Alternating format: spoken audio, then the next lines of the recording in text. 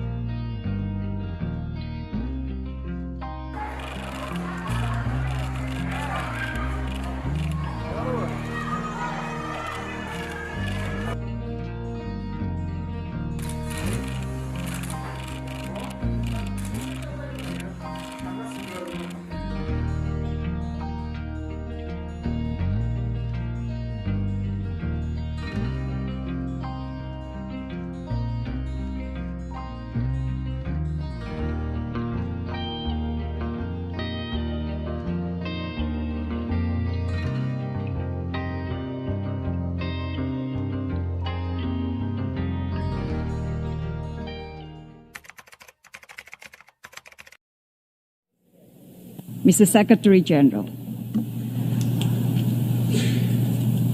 I'm here today to fight for humanity.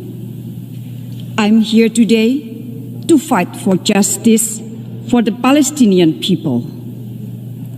I'm here today to call for an end to the violence and for immediate ceasefire to save the lives of innocent people, including women and children.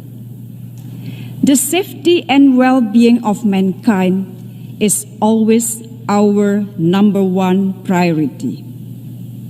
I'm sure that each one of us are touched when confronted with images of a 2-month-old baby injured and pulled away from the rubble as her family lay dead. The only question we should ask ourselves is, how much longer shall we let these atrocities continue? All of us know that this conflict is asymmetric by nature between Israel, the oppressor, the occupying power, and the Palestinian, the occupied, who are continuously being oppressed. Occupation is the core issue. The international community owes the Palestinian people a long overdue independent state of Palestine, living side by side in equal footing with all of us. This continued occupation and aggression by Israel does not only warrant condemnation, but it is also a grave violation of international law that demands our actions. Thus, I call the UN General Assembly to take 3 actions. First, stop the violence and military action to prevent further casualties.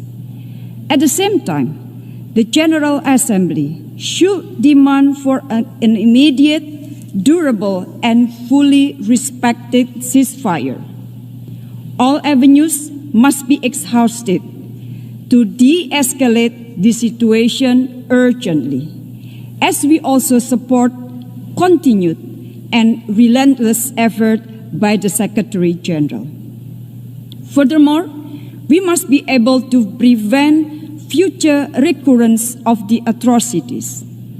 In this regard, the General Assembly should call for the establishment of an international presence in Al-Quds to monitor and to ensure the safety of the Palestinian people in the occupied territories and to protect the status of Al-Haram al-Sharif compound, the holy place for 3 religions.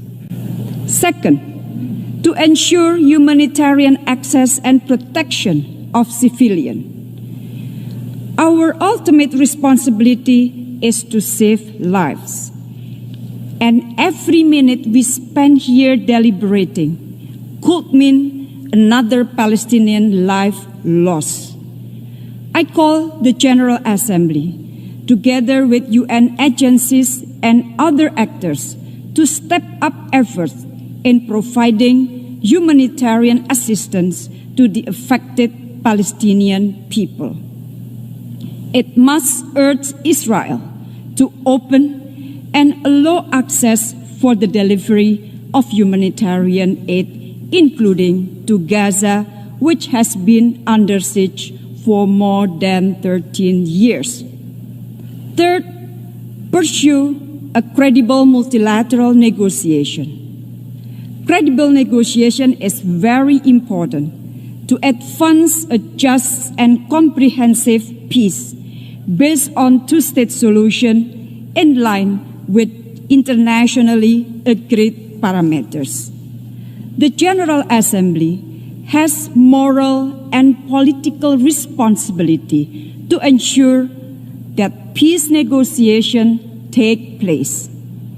We must put a stop to the systematic efforts by the occupying power that may leave nothing left to be negotiated.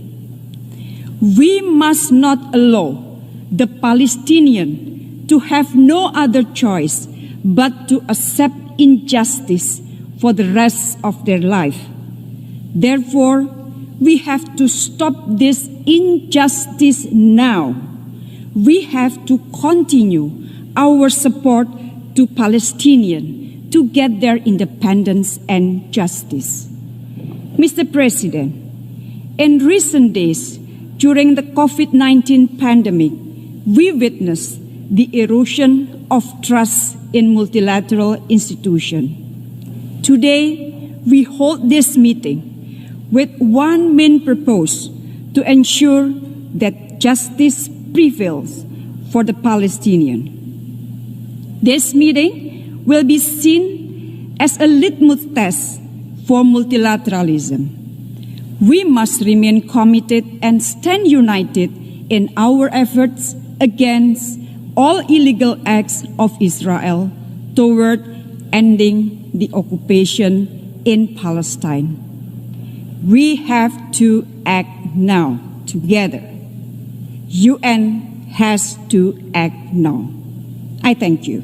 Setelah anak-anak selesai menonton video, tugas anak-anak ialah mengerjakan tugas pada kegiatan 2. Silakan anak-anak berkumpul dengan teman sekelompok untuk mengerjakan tugas. Gunakan waktu dengan sebaik mungkin untuk mengerjakan tugas dan tetap patuhilah protokol kesehatan. Demikian yang dapat Ibu sampaikan. Terima kasih. Wassalamualaikum warahmatullahi wabarakatuh.